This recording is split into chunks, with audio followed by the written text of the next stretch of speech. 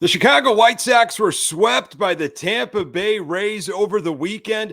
White Sox managed to keep a couple games close, but in the end, the Sox are a pathetic 7-15 on the season. And after 22 games, they still have not won a series or two games in a row. The Rays, they are an absolutely complete team, and they lived up to the hype. White Sox are struggling to find their identity as they start a 3-game series in Toronto on Monday with Lance Lynn on the hill. You are Locked On White Sox, your daily Chicago White Sox podcast, part of the Locked On Podcast Network, your team every day.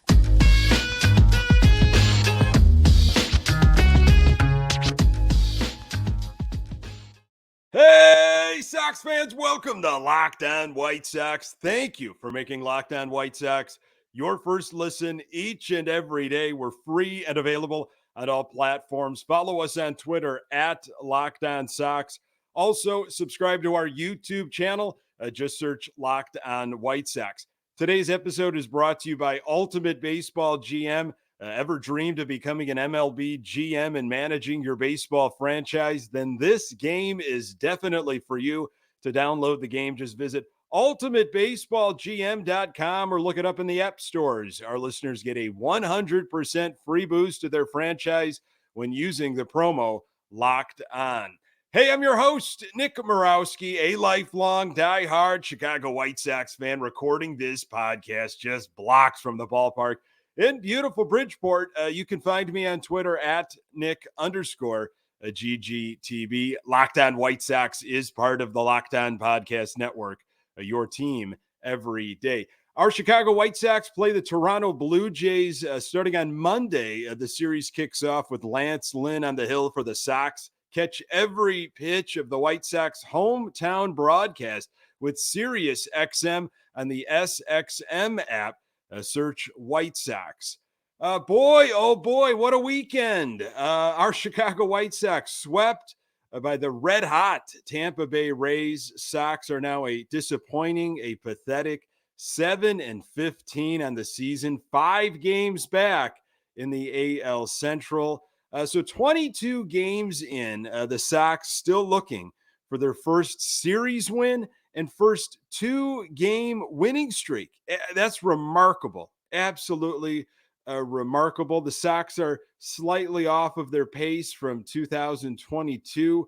Not better, worse. The fact that the White Sox are not buried right now in the AL Central tells you why this is so frustrating. And you could look at it a few different ways.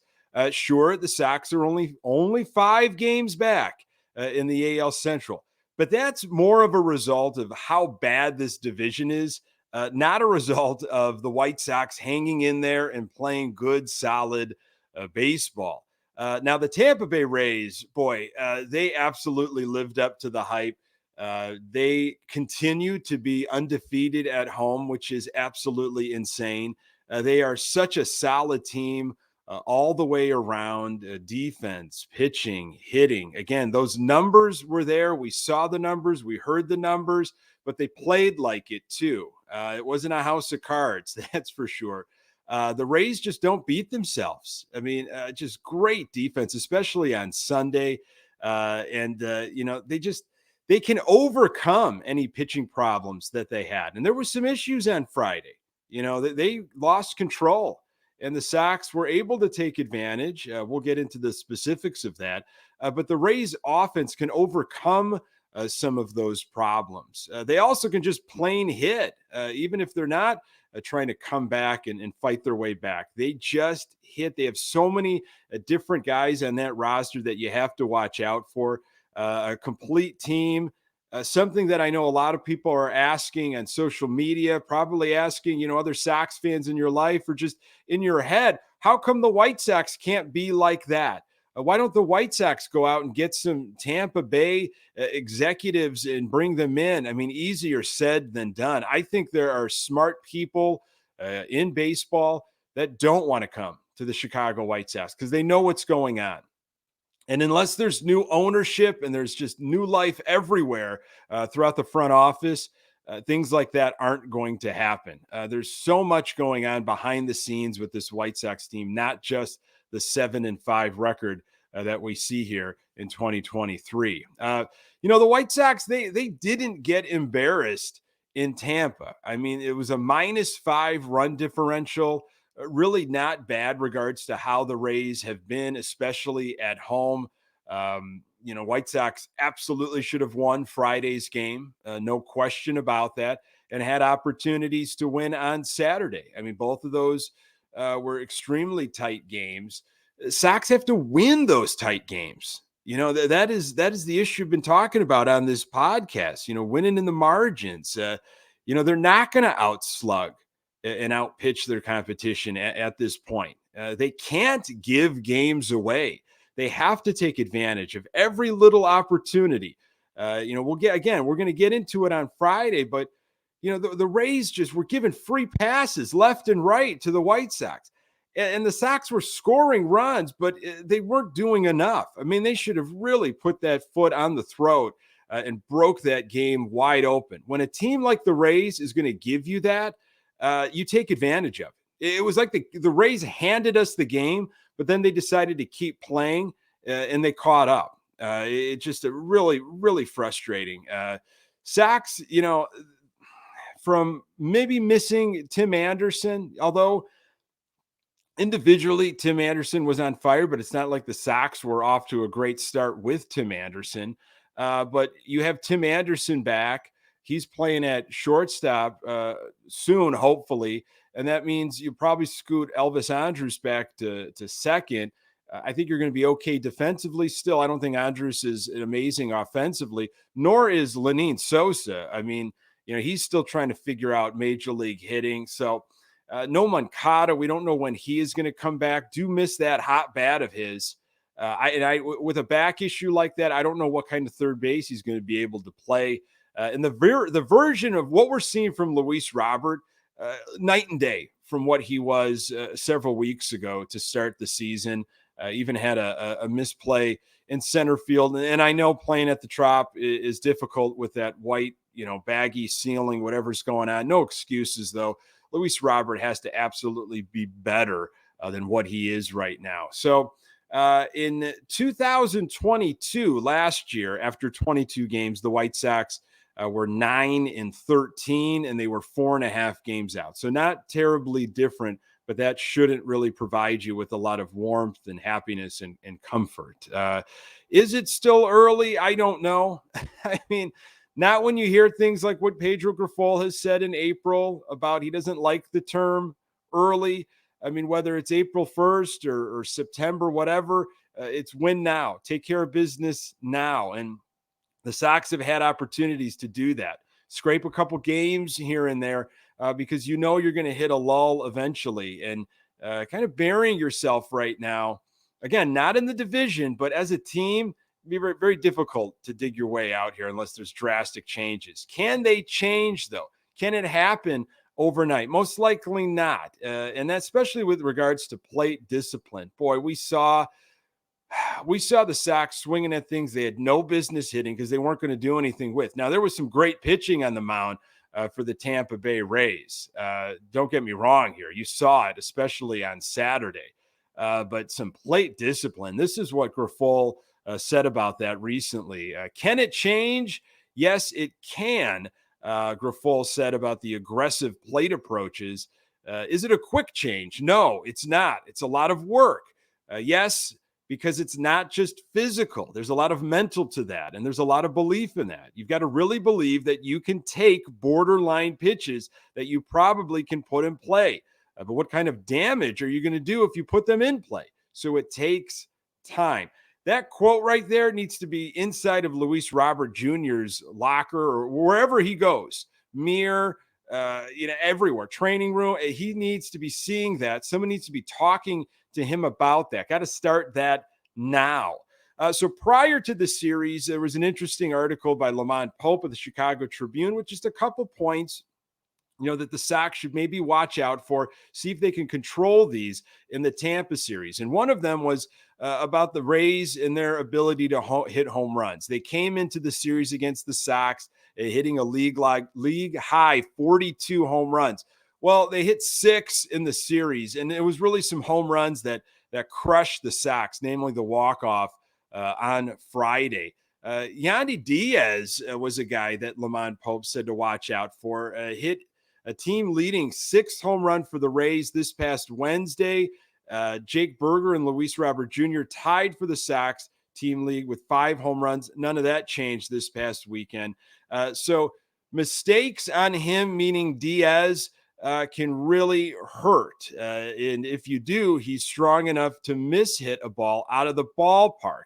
And he's strong enough to hit a ball 118 miles per hour. That was Grifol talking about Berger. Didn't really see anything from Berger this past week. And it was more of Yandy Diaz and a few other guys on the Tampa Bay Rays that hit mistakes. They were the ones that were hitting mistakes. Diaz in the series, 6 for 13, a double and an RBI, but Martinez and Arozarena, I mean, they caused a ton of problems as well. Lau with that big walk-off on Friday. And then the big stellar, the pitching matchup on Saturday. How was that going to go? Could Cease hang in there and help the White Sox with maybe a victory as a middle game? And this is what Lamont Pope had said coming into the series. The Rays had 6 shutouts, joining Detroit 1945 in Cleveland and 1966 in Texas and 81 as the only team since 1901 with that many through 19 games, according to MLB.com. Tampa Bay's Shane McClanahan, boy, he was lights out almost. He got it rolling for the Rays on opening day with a 6 scoreless inning in a 4-0 victory against the Tigers. So Lamont Pope also wrote that, hey, walks continue to be an area of concern for Dylan Cease. He allowed a team high 12, including 5 in his last start Sunday against the Baltimore Orioles. Well, Sox took 10 walks in the series, and that was because of a ridiculous game on Friday where they had like 6 in 1 inning. Tampa took only 9 all series long, which wasn't too bad for what the Sox were giving up leading to this series. Sox with runners in scoring position, 4 for 20 in this past weekend series. And Luis Robert was absolutely awful at the plate. I was watching the game on Saturday, and Tom Verducci was in the booth with Jason Vanetti on the Fox broadcast. Wow, Verducci hit it right on the head regarding Luis Robert Jr. He said, Luis Robert Jr. will not hit his ceiling until he has a better idea of the strike zone. He's making it too easy on pitchers. And if you watched it or you went back and you heard about it, I mean, 1 for 14 in the series with 6 strikeouts. He looked awful. And this isn't a situation of, well, just keep swinging and swing your way out of this. Every pitcher in all of baseball, what Toronto's going to do, Toronto's just going to throw absolutely junk. Why would you throw a fastball to Luis Robert Jr. right now? Until he can prove that he can lay off those sliders and that junk, keep giving it to him. I mean, it is just zero discipline. Now, the Sox bullpen, minus Lopez on Friday, what he did on Friday at the end of the game, minus that, Sox bullpen, 9 1/3 innings over this series. Only 4 hits allowed, 0 earned runs. Now, Lambert's run that he gave up on Saturday was not earned because it was that ghost runner. 0 walks, 11 strikeouts. Not bad from a pretty bad bullpen. Now, factor in Lopez on Friday because he did not even register an out. He gave up 3 hits, 3 earned runs, 2 home runs in his stint on Friday. So, again, that could be some silver lining in regards to the bullpen. They were very close games this past Friday and Saturday, and a real heartbreaker on Friday that set the stage for the weekend. More on that in a moment. Today's episode is brought to you by Ultimate Baseball GM. Hey, really excited about our new partner and sponsor of today's episode, the mobile game Ultimate Baseball GM. Ever dreamed of becoming an MLB GM and managing your professional baseball franchise? Well, your dream can come true. This game is definitely for you. manage every strategic aspect of your team, play through the season, and lead your team to glory. All this in a challenging and realistic game world. Ultimate Baseball GM is completely free and playable offline. Play on the go as you want and when you want to. Locked On White Sox listeners get 100% free boost to their franchise when using promo code Locked On in the game store. So make sure you check it out. Download the game. Just visit probaseballgm.com. Scan the code or look it up on the app stores. That's probaseballgm.com. Ultimate Baseball GM. Start your dynasty today. So again, the White Sox play the Toronto Blue Jays on Monday. They kick the series off with Lance Lynn on the hill for the Sox. Catch every pitch of the White Sox hometown broadcast with Sirius XM on the SXM app. Search White Sox. So on Friday, absolute heartbreaker. Oh man, that was tough. And that's how the series started. 8-7. The Tampa Bay Rays walked it off. Michael Kopech was on the hill for the Sox. This is kind of how things went. First inning, Kopech issued back-to-back walks and then a base-clearing double. Basically, it was off of a lazy slider, and that's kind of how Kopech was early on. Then a 2-run home run by Ramirez. It was 4-0 Rays before he even settled into the game. And then top of second, Berger, second and third, one out. Colas drove in a run. Corners with one out. Elvis with an RBI single. First and second, one out. Sosa struck out. Then Benintendi with an RBI single. A really nice job of just keeping things going. He hasn't had the power, that's for sure. But Benintendi can impress with the bat. It was 4-3 Sox. They battled back. Sox had 8 batters in the inning. Great response to what the Rays did in the bottom of the first. Bottom of second, hey, Kopech made some adjustments, struck out the first 2, then got a fly out. That was a promising sign. And then top of third, it was the Tampa Bay bullpen. Beeks, man, he had some nasty, crazy delivery type of stuff, but was very wild. Sox took some walks, tied the game at 4. Then Beeks with another walked-in run. It was 5-4 Sox. Making some adjustments. Sox trying to be a little patient, but also some of these pitches that they took were just completely not even competitive pitches. Another wild pitch, 6th walk of the inning, and Sox were able to score 3 runs, make it 6-4. White Sox scored 3 without putting a ball in play the entire inning. 6 walks, 3 strikeouts, 1 wild pitch. That right there, exciting when you were watching it in real time, but you just knew, wait a second, we could have really broke this thing open. We could have piled it on these guys. These guys were giving it to us, and we got Cease going tomorrow, meaning on Saturday in game 2.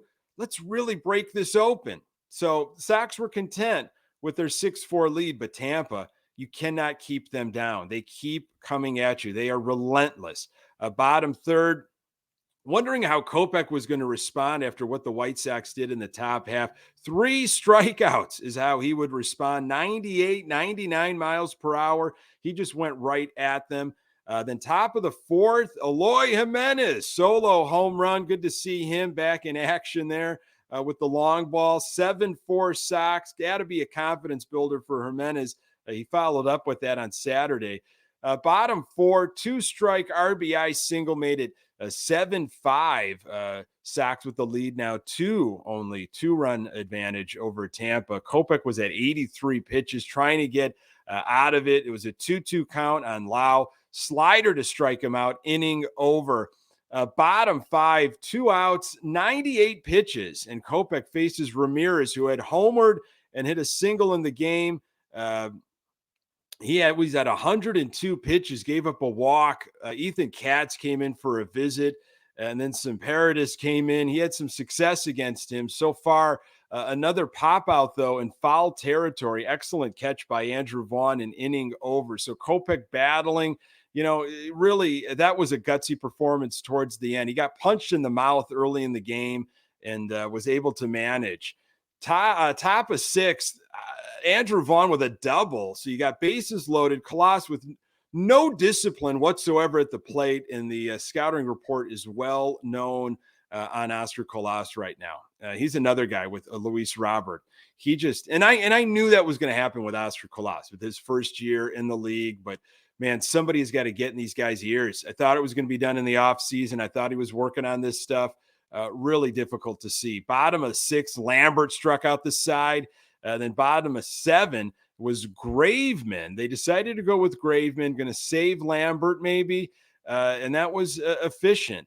8th inning, Bummer with a 1-2-3 inning. So look, what's going on with this bullpen? As you're watching the game on Friday, you're like, wait a second. All the guys that usually fail or we are having trouble, they're succeeding. We got Lopez coming in here in the 9th. This is going to be game over.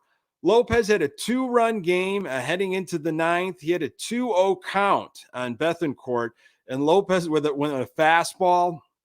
And that fastball was absolutely destroyed. So it was 7-6 White Sox, and you just knew now. You just had that sick feeling. Diaz base hit, and Brandon Lau, a walk-off 2-run home run. Absolutely unreal. It was a middle slider. I thought that was a defining game. Neither team scored after the 4th until the Rays walked it off. Rays hit home runs. They had 3 of them. To kick the series off. Sox were 3 for 11 with runners in scoring position, had 8 walks, 7 runs, 10 hits. They left 13 guys on. Robert was 0 for 6 with 2 strikeouts in the season opener. The Rays handed the game to the Sox, but, they decided to keep playing anyways, and we saw the end result. Kopech, 5 innings, 6 hits, 5 earned runs, 4 walks, 9 strikeouts, and a home run. Bullpen was outstanding until Lopez. This was what Grifol said about Lopez after the game. We all trust Lopey, and I'll trust him again tomorrow, meaning Saturday, which he did. He left a couple of balls up, and I'll give him the ball again tomorrow. Eyebrows raised on that, but he lived up to his word, Grifol did on Saturday, and Lopez was effective. Kopech, this is what he had to say. I thought this was a little bit of a silver lining thing. Some good things were figured out for Kopech, and he talked about it. I think I finally found my rhythm with everything, Kopech said. Found some depth on my curveball, and ultimately my fastball came back.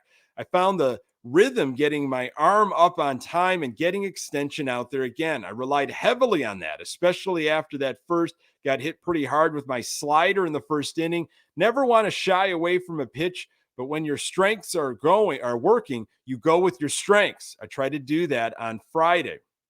So I think that's something to build on for Michael Kopech. Got to make adjustments within the game, sometimes within the at-bat. Could be a learning experience for Kopech moving forward. Still stings, though, with that walk-off loss. On Saturday, another walk-off loss. Sox kept it at a 4-3 game, but still heartbreaking. McClanahan, he was kind of lights out. I mean, he really was. 2 Ks and a ground out to start the game.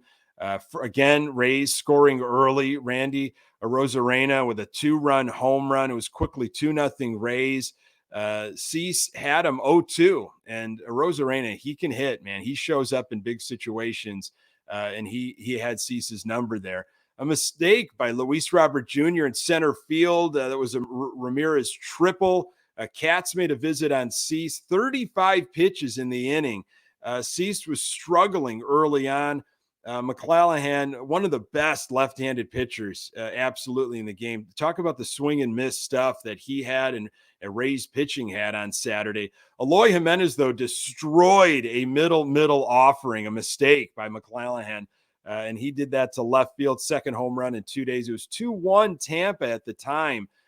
Less than 35 pitches and 0 runs given up, but it just didn't feel like Cease was catching the Rays off guard. There were long at bats. They were fouling pitches off. They were really making Cease work. In the top of the third, McClanahan had this changeup going, and then he would throw this 99-mile-per-hour fastball. I mean, absolutely, what are you going to do with it? Curveball was working well as well.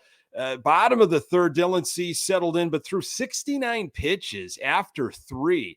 0 walks, 5 strikeouts, 3 hits, a couple earned runs. Bottom 4, Tampa had first 2 guys on. There was a pitch clock violation. Cease was still sitting at 96 miles per hour, but the pitches were adding up and adding up. They were fighting off pitches, long at bats. Cease got a dribbler back at him to end the inning, but still, you had a feeling he just wasn't as sharp. We're going to have to go to the bullpen eventually. It was a 1-run game in the 5th.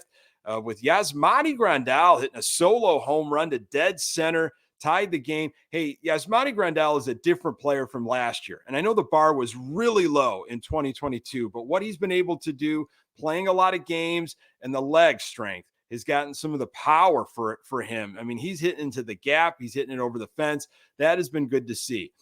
Bottom of the fifth, third time through the order for Cease. He was at 94 pitches. Diaz and Franco, first and third, no outs, and that was it for Cease. Going to the bullpen, Gavin Sheets had an eighth inning pinch hit blast to right field, which was a good sign. How he got on top of that pitch, I have no idea. Sox with just 3 solo home runs, but they were in 3 different innings, so that's a lot different than last week. And now you got Graveman pitching. He looked impressive too. Tons of movement, throwing underneath the righty's hands. That was good to see. It was tied going into the bottom of the ninth, and here comes Lopez, true to Griffol's word. And what does he do? 1, 2, 3 inning. Where was that on Friday? You have to have such a short-term memory as a reliever. Again, it was a loss on Saturday, but I guess that was a good sign, seeing Lopez come right back in and do what he did. 10th inning, Oscar Colas was your ghost runner, if you want to call it, your Manfred runner. And Zavala couldn't do the job. Sosa struck out. He continues to struggle with big league pitching, and Andrus flew out. Absolutely pathetic. You knew right there, Sox can't at least score 1. I think they had to score 2, if not more. Tampa just has got that magic. They are going to hit, and that is what they did. The Rays walk it off. This time it was a base hit by Arozarena off Lambert. This after Franco was intentionally walked for Arozarena. Now, in Arozarena, he already homered and had driven in 3 in the game. But the Sox went with him. Franco was lined up lefty. Lambert was on the hill as a righty. Was it a handedness thing? They wanted to get to a righty in Arozarena. And this is what Griffol said about that situation. We liked the matchup. We liked the Lambert or Arozarena matchup, so we're good with it. Well, that's what you're going to get. Cease, 4 innings, 6 hits, 3 earned runs, a walk, 5 strikeouts, gave up a home run. His ERA now at 2.72, back-to-back outings with over 100 pitches. Bullpen, not too bad at all. 5+ innings, 3 hits, 0 earned runs. Again, that Lambert run was not necessarily earned because it was a ghost runner. 1 walk, 6 strikeouts. Bullpen gave up 0 home runs on Saturday. Sox offense, 3 runs on 5 hits. All of them were solo home runs. They were 0 for 4 with runners in scoring position. Grifol said after the game, hey, we're playing hard. We are competing. We had a chance to win both games. We've got a good team. I'm not going to question anything here. We got a good team. We are prepared. We just need to keep doing what we're doing. That's it. Well, doing what you're doing is piling up the losses. So it's something to think about here going to Toronto. You are what your record says, and that was the case for both the Sox and the Rays as Tampa finished off a 3-game sweep on Sunday. More on that in a moment. Today's episode is brought to you by BetterHelp. Getting to know yourself can be a lifelong process, especially because we're always growing and changing. Therapy is all about deepening your self-awareness and understanding, because sometimes we don't know what we want or why we react the way we do until we talk through things. BetterHelp connects you with a licensed therapist who can take you on that journey of self-discovery from wherever you are. If you're thinking of starting therapy, give BetterHelp a try. It's entirely online, designed to be convenient, flexible, and suited to your schedule. Just fill out a brief questionnaire and get matched with a licensed therapist, and switch therapists anytime for no additional charge. Discover your potential with BetterHelp. Visit BetterHelp.com/LockedOnMLB today to get 10% off your first month. That's BetterHelp, HELP.com/LockedOnMLB.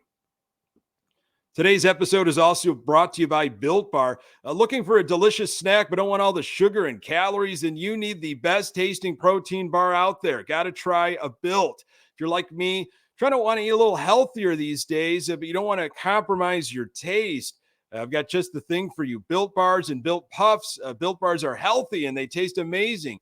You won't think they're actually good for you. What makes them so good, though? For starters, they're covered in 100% real dark chocolate. That's right, real chocolate, and they come in unbelievable flavors like churro, peanut butter, brownie, cookies, and cream. Not sure how Built does it, but these bars taste like a candy bar while maintaining amazing macros. And what's even better is they are healthy. Only 130 calories, 4 grams of sugar, and a whopping 17 grams of protein.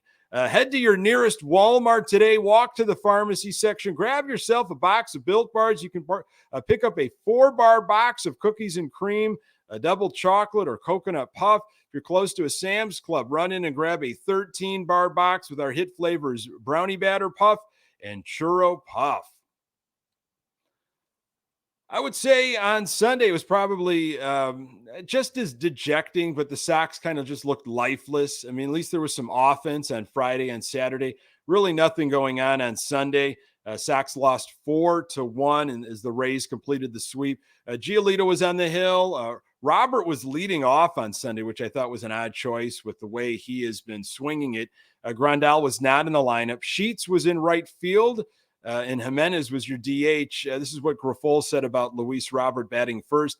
I don't believe in 30 at-bats getting demoted in the lineup. So when you're Luis Robert, I don't believe in that. I believe in these guys, so that might be a fault of mine, or maybe not. I don't know. It sounds like Grifol's got some confusion issues. I believe in him. He will turn it around. Well, he didn't on Sunday. Hopefully he sees Toronto a little bit better. Robert was 1 for 4 on Sunday. Didn't have a strikeout, which is good. Giolito gave up runs, and he gave them up early. A couple doubles, a couple home runs. It was 3-0 Rays rather quickly. A 78-mile-per-hour changeup with zero movement was destroyed for the first home run. Rays hit another to right field off of a Gio mistake. Gio, he settled in and got through 7 innings, which I believe, according to the postgame, longest outing for a White Sox starter all year. So, look, the Rays are going to hit. They jumped over out on the Sox every single game early. Gio has a problem. He hasn't had it in the last couple outings, but he's got a problem of giving up home runs. And that's what happened. The Rays did their thing. Now, good on Giolito for settling in and having a pretty solid outing the rest of the way to get through 7 to save the bullpen. Sox do not have a lot of off days coming up. Sox responded with some offense from Jimenez, but great defense by Tampa Bay. Berger also played some really good defense. That showed up on Sunday. Sox just 3 hits, 0 walks after 7 innings. Not much changed after that in the final line. Giolito went 7 innings, 5 hits, 4 runs. Only 3 of them were earned. A couple of walks, 5 strikeouts, but those 2 home runs. His ERA 5.5. He threw 102 pitches. Banks didn't give up anything in the 8th. Sox offense, 1 run, 3 hits, least amount of hits in a game all season long. They took 0 walks. They struck out 7 times, 1 for 6 with runners in scoring position. On Monday, the Sox begin a 3-game series against the Toronto Blue Jays. Sox were 2-4 against the Blue Jays last year. Lance Lynn on the hill, 3 career starts against the Blue Jays in their building. Last time he pitched in Toronto was 2021, 7 innings, 4 hits, 1 earned run, 4 strikeouts, 0 walks. That's the type of Lynn I'd like to see. Last season, Lynn got the win against the Blue Jays on June 20th on the South Side. 5 innings, 4 hits, 3 earned runs, a couple walks, and 5 strikeouts. Toronto 13-9, but they're 4th in the AL East. They have the 7th overall offense in all of baseball and 19th in pitching. I had a great conversation with Craig Bollard of the Locked On Toronto Blue Jays podcast. I think he's going to drop some episodes previewing Jays, White Sox. Check out Locked On Toronto Blue Jays. Some really good stuff. He had some excellent questions that I think we're all asking ourselves as Sox fans. Folks, thank you so very much for making this podcast part of your daily routine. You can find the Locked On White Sox podcast everywhere you find your podcasts. On Twitter at Locked On Sox. You can find me on Twitter at Nick_GGTB. Hey, and don't forget to subscribe to our YouTube channel. White Sox take on the Jays on Monday. Lance Lynn on the hill. Catch every pitch of the White Sox hometown broadcast with Sirius XM on the SXM app. Search White Sox. Thanks for making Locked On White Sox your first listen every day. And hey, everydayers, hey, on the next episode, I will recap Lance Lynn's outing and hopefully be celebrating a White Sox winner. Appreciate you making time for the Locked On White Sox podcast. I'm Nick Morawski. Until next time, go Sox.